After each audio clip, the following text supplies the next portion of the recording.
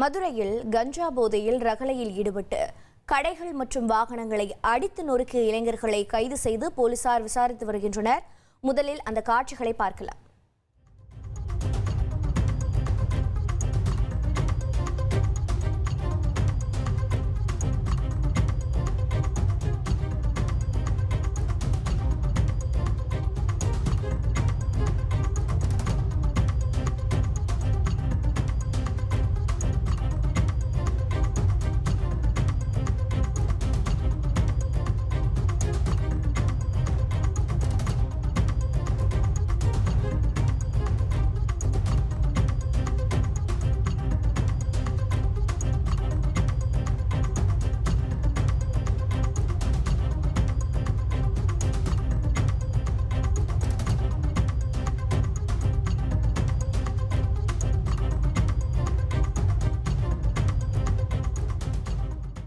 விவரங்களை செய்தியாளர் John Christopher வழங்கி கேட்கலாம். ஜான் கிறிஸ்டோபர், வணக்கம்.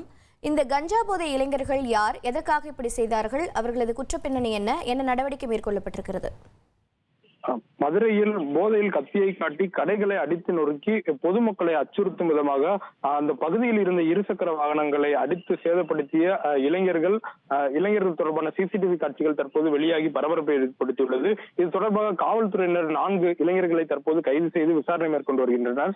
மதுரை அண்ணா நகர் அருகே உள்ள யாகப்பா நகரை சேர்ந்த இளைஞர்கள் சிலர் நேற்று மாலை கஞ்சா போதையில் கத்தியுடன் அண்ணா நகர் வண்டியூர் பகுதியில் சுற்றி திரிந்து கொண்டிருந்தனர். பின்னர் இரவு ஒரு 8:30 மணி அளவில் வண்டியூர் சௌராஷ்டிராபுரம் பகுதியில் 10க்கு மேற்கொண்ட அந்த இளைஞர் கும்பல் அந்த பகுதியில் இருந்த மருந்து கடை ஒன்றில் சென்று கத்தியை காட்டி அங்குள்ள பொருட்களை தள்ளிவிட்டு கடையின் சட்டரை மூடிவிட்டு தப்பியோடியுள்ளனர். மேலும் தொடர்ச்சியாக அப்பகுதியில் நின்று கொண்டிருந்த இருசக்கர வாகனம், ஆட்டோ, கார் போன்ற இருசக்கர வாகனங்களையும் சரமாரியாக அடித்து நொறுக்கி சேதப்படுத்தியுள்ளனர்.